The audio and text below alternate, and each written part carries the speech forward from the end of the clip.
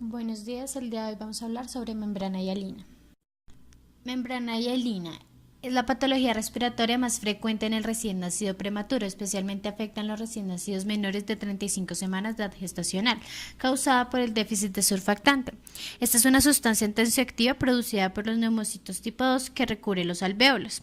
Producida por las células en las vías respiratorias, consiste en fosfolípidos y proteínas. Su producción comienza en el feto entre las semanas 24 y 28 del embarazo y se puede detectar en el líquido amniótico entre las semanas 28 y 32.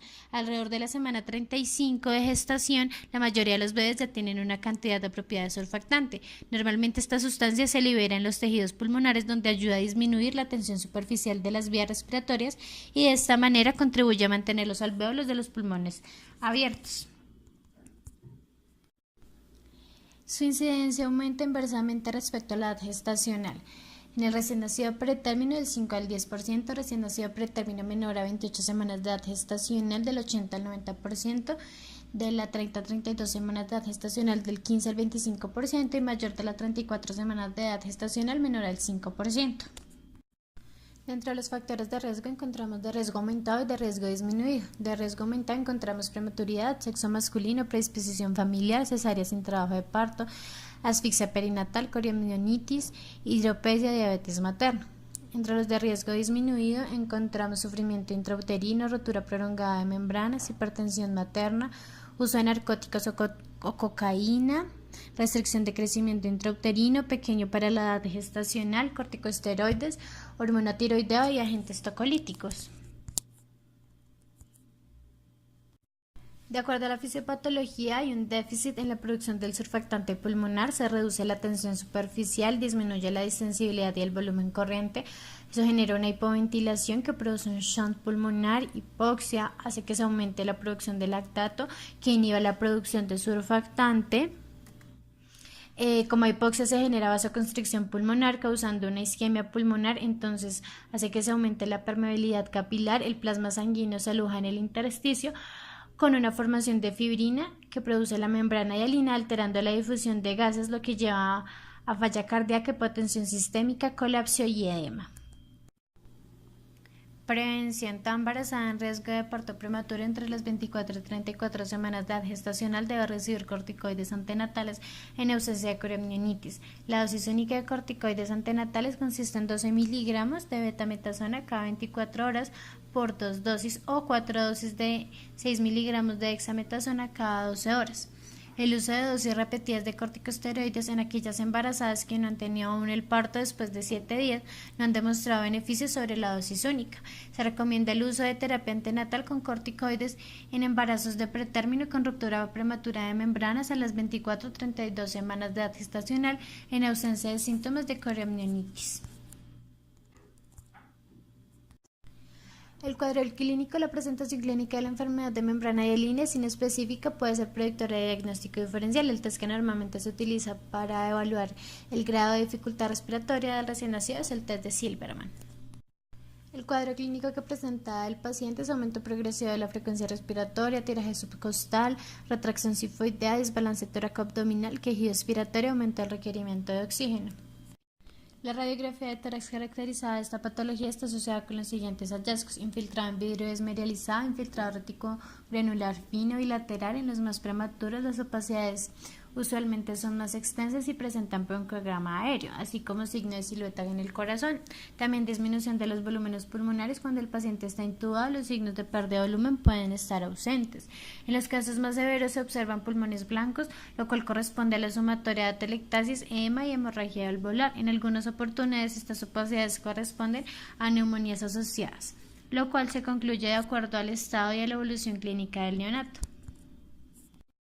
Existen 4 grados de severidad según Rogelio Rodríguez Benito. En esta figura encontramos el grado 1, que nos muestra que hay un broncograma aéreo que está confinado entre la silueta cardiotómica. Los contornos de la silueta permanecen nítidos. El patrón granular de los pulmones es muy fino y difícil de apreciar. En esta imagen lo que nos muestra es un ejemplo de la enfermedad de membrana hialina grado 2. En esta figura lo que nos muestra es la enfermedad de membrana hialina grado 3, que nos muestra aquí un incremento de la osificación total del pulmón con más confluencia. La última imagen nos muestra la enfermedad de membrana hialina grado 4, lo que nos muestra una pacificación completa del pulmón que ocurre sin presentar un broncograma aéreo. La distinción entre la silueta cardiotómica, diafragma y parenquima pulmonar está perdida. De acuerdo a los gases arteriales, revelan una hipoxemia moderada a severa y en casos graves diversos grados de hipercapnia y acidosis mixto debido a la retención de CO2 y acumulación del ácido láctico por la hipoxia. La presión arterial de CO2 inicialmente puede ser normal o incluso baja, pero a medida que aumenta el trabajo respiratorio, hay una disminución del esfuerzo respiratorio con tendencia a hipoventilación alveolar e hipercapnia. El pH sanguíneo puede reflejar acidosis mixta respiratoria, hipercapnia, metabólica por hipoxia tisular o mixta. Se debe tener en cuenta que, de no efectuarse el tratamiento, estas variaciones de los gases sanguíneos se hacen más intensas durante el segundo o tercer día de vida. En el tratamiento terapéutico, el manejo inicial consiste en revertir cianosis con aporte de oxígeno adicional y proveer ventilación asistida en el caso que lo requiera. Dentro del tratamiento farmacológico se hace la utilización del surfactante pulmonar, que disminuye la tensión superficial del alvéolo para evitar el colapso al final de la expiración. El surfactante pulmonar encontramos surfactantes naturales utilizados, que es el Curosur y el Survanta, como lo muestra en la siguiente tabla con las dosis y de dónde se extraído. Existen 3 modalidades esenciales para la administración del surfactante. El surfactante profiláctico es aquel que se administra en sala de partos antes del inicio de la ventilación hasta los primeros 20 minutos de vida en aquellos menores de 30 y 32 semanas de gestación. Esta administración reduce la incidencia del neumotórax, enfisema intersticial pulmonar y mortalidad. El surfactante precoz es una técnica que se utiliza dentro de los primeros 15 minutos de vida, pero siempre entre las 2 horas posteriores al nacimiento. Surfactante de rescate es el uso selectivo en los recién nacidos con enfermedad de membrana hialina confirmado por medios diagnósticos, la radiografía de tórax, que tengan un requerimiento de oxígeno al 40%.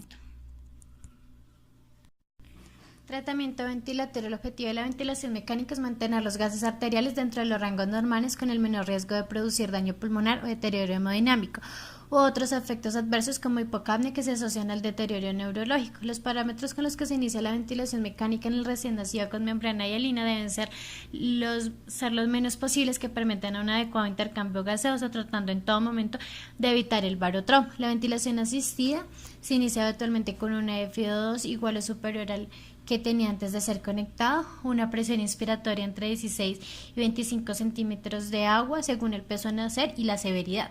Los tiempos inspiratorios que se utilizan deben ser cortos, no más de 0,3 a 0,4 segundos, con una frecuencia de 20 a 60 ciclos por minuto, dependiendo de la frecuencia respiratoria propia del niño, y también un PIP de 4 a 6 para prevenir un mayor colapso alveolar.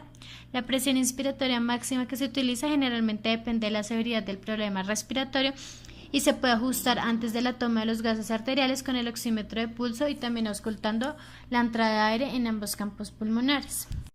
En el paciente con síndrome atelectásico, el manejo de la oxigenación se logra con 2 estrategias importantes. La primera de ellas es reclutando los pulmones y reduciendo el shunt intrapulmonar. La segunda es incrementando la presión media de la vía aérea.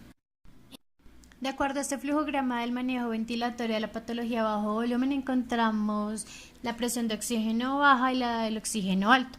En la presión de oxígeno baja encontramos que hay un aumento de la presión inspiratoria pico o del PIP y hay que verificar la presión media de la vía aérea. Hay un aumento de los tiempos inspiratorios y del flujo. Cuando no hay una mejora, hay que evaluar si tiene hipertensión pulmonar. Si no lo tiene, debe considerarse bajo, y si lo tiene, debe considerarse el uso de óxido nítrico. En el oxígeno alto debe aumentarse la diferencia entre la presión inspiratoria pico y el PIP y hay que verificar el volumen corriente.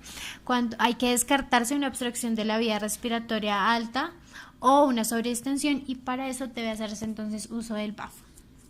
Estrategias ventilatorias invasivas y no invasivas. En la ventilación con presión intermitente, esta modalidad se intercalan ciclos de presión positiva a una frecuencia y características predeterminadas. En el paciente recién nacido pretérmino, el uso de CPAP nasal disminuye la falla ventilatoria y la mortalidad.